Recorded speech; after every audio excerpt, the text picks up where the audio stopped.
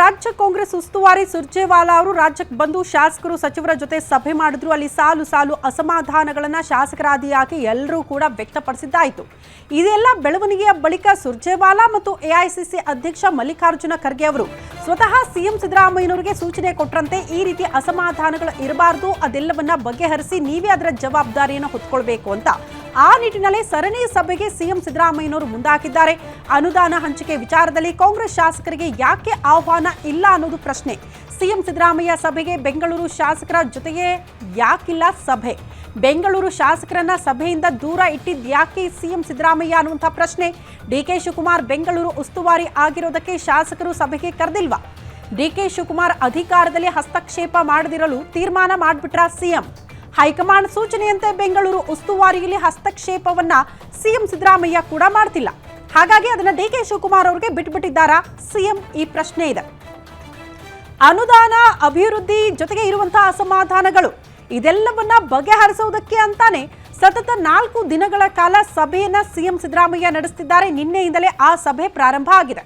ಒಂದೊಂದು ಹಂತದಲ್ಲಿ 4 ರಿಂದ 5 ಜಿಲ್ಲೆಗಳ ಕೆಲ ಶಾಸಕರನ್ನ ಕರೆದು ಮಾತನಾಡಿಸೋ ಪ್ರಯತ್ನಕ್ಕೆ ಮುಂದಾಗ್ತಿದ್ದಾರೆ. ಬಟ್ ಇಲ್ಲಿ ಗಮನಿಸಬೇಕಾಗಿರುವಂತಹ ವಿಚಾರ, ಬೇರೆ ಎಲ್ಲಾ ಶಾಸಕರಿಗೆ ಆಹ್ವಾನ ಹೋಯ್ತು, ಆದ್ರೆ ಬೆಂಗಳೂರಿನ ಶಾಸಕರಿಗೆ ಯಾಕೆ ಆಹ್ವಾನ ಇಲ್ಲ ಸಭೆಗೆ?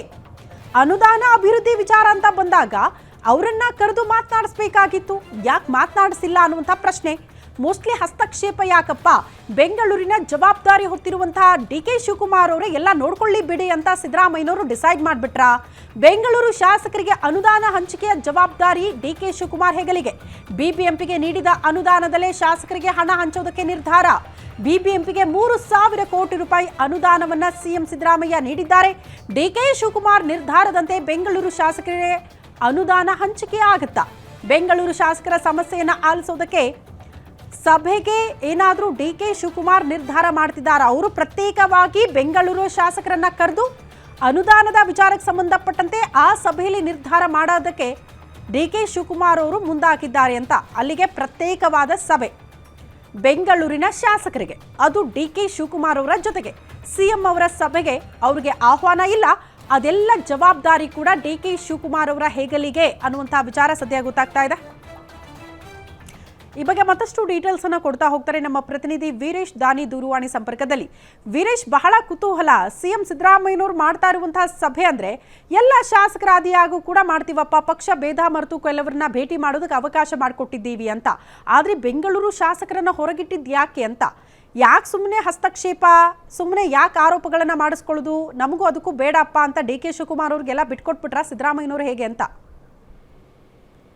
ಶ್ರುತಿ, ಒಂದ್ ಕಡೆ ಸಿಎಂ ಸಿದ್ದರಾಮಯ್ಯನವರು ಶಾಸಕರ ಜೊತೆ ನಡೆಸ್ತಿರೋದಕ್ಕಂತ ಸಭೆಯಲ್ಲಿ ಡಿಕೆ ಶಿವಕುಮಾರ್ ಅವ್ರಿಗೆ ಆಹ್ವಾನ ಇಲ್ಲ. ಇನ್ನೊಂದ್ ಕಡೆ ಬೆಂಗಳೂರು ಶಾಸಕರುಗಳಿಗೆ ಸಹ ಈ ಸಭೆಗೆ ಸಿಎಂ ಸಿದ್ದರಾಮಯ್ಯನವರು ಆಹ್ವಾನವನ್ನ ಕೊಟ್ಟಿಲ್ಲ. ಯಾಕಂತಂದ್ರೆ ಬೆಂಗಳೂರು ಜಿಲ್ಲಾ ಉಸ್ತುವಾರಿಯಾಗಿ ಡಿಕೆ ಶಿವಕುಮಾರ್ ಅವರು ಇದ್ದಾರೆ. ಈ ಹಿನ್ನೆಲೆಯಲ್ಲಿ ಡಿಕೆ ಶಿವಕುಮಾರ್ ಅವರ ಇಲಾಖೆ ಆಗಿರ್ಬೋದು ಮತ್ತು ಅವರ ಉಸ್ತುವಾರಿ ಜಿಲ್ಲೆ ಆಗಿರ್ತಕ್ಕಂಥ ಬೆಂಗಳೂರಿನಲ್ಲಿ ಯಾವುದೇ ರೀತಿಯಾದಂತಹ ಹಸ್ತಕ್ಷೇಪವನ್ನ ಮಾಡಬಾರದು ಅನ್ನೋ ಒಂದು ಸಲಹೆ ಹೈಕಮಾಂಡ್ ಇಂದ ಸಿಎಂ ಸಿದ್ದರಾಮಯ್ಯನವರಿಗೆ ದೊರಕಿರೋ ಹಿನ್ನೆಲೆಯಲ್ಲಿ ಸಿಎಂ ಸಿದ್ದರಾಮಯ್ಯನವರು ಬೆಂಗಳೂರು ಶಾಸಕರ ಸಮಸ್ಯೆಗಳು ಮತ್ತು ಅವರಿಗೆ ಅನುದಾನ ಹಂಚಿಕೆಯ ವಿಚಾರವನ್ನ ಮತ್ತು ಆ ಜವಾಬ್ದಾರಿಯನ್ನ ಡಿಕೆ ಶಿವಕುಮಾರ್ ಅವರ ಹೆಗಲಿಗೆ ಹೊರಿಸಿದ್ದಾರೆ ಅನ್ನೋ ಒಂದು ಮಾತುಗಳು ಇದೀಗ ಕೇಳಿ ಬರ್ತಾ ಇರುವಂತದ್ದು.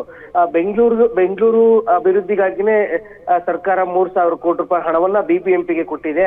ಆ ಹಣದಲ್ಲಿನೇ ಬೆಂಗಳೂರು ಶಾಸಕರುಗಳಿಗೆ ಹಣ ಹಂಚುವ ಮೂಲಕ ಬೆಂಗಳೂರು ಅಭಿವೃದ್ಧಿಗೆ ಮುಂದಾಗ್ಲಿಕ್ಕೆ ಡಿಕೆ ಶಿವಕುಮಾರ್ ಅವರಿಗೆ ಆ ಜವಾಬ್ದಾರಿಯನ್ನ ಕೊಡ್ಲಾಗ್ತಾ ಇದೆ ಅನ್ನೋ ಒಂದು ಮಾತುಗಳು ಇದೀಗ ಕೇಳಿ ಬರ್ತಾ ಇದೆ. ಮತ್ತು ಸಿದ್ದರಾಮಯ್ಯನವರು ರಾಜ್ಯದ ಎಲ್ಲಾ ಜಿಲ್ಲೆಗಳು ಮತ್ತು ಎಲ್ಲಾ ಕ್ಷೇತ್ರಗಳ ಶಾಸಕರುಗಳ ಜೊತೆಗೆ 1-to-1 ಸಭೆಯನ್ನ ಮಾಡಿ ಅವರ ಕ್ಷೇತ್ರಗಳ ಅನುದಾನ ಹಂಚಿಕೆಗಳ ಬಗ್ಗೆ ಚರ್ಚೆಯನ್ನ ಮಾಡ್ತಾ ಇದ್ದಾರೆ. ಆದ್ರೆ ಬೆಂಗಳೂರು ಶಾಸಕರ ಜವಾಬ್ದಾರಿಯನ್ನ ಮಾತ್ರ ಡಿಕೆ ಶಿವಕುಮಾರ್ ಅವರಿಗೆ ಕೊಟ್ಟಿರೋದು ಸಾಕಷ್ಟು ವಿಶೇಷವಾಗಿರುವಂತದ್ದು ಶ್ರುತಿ.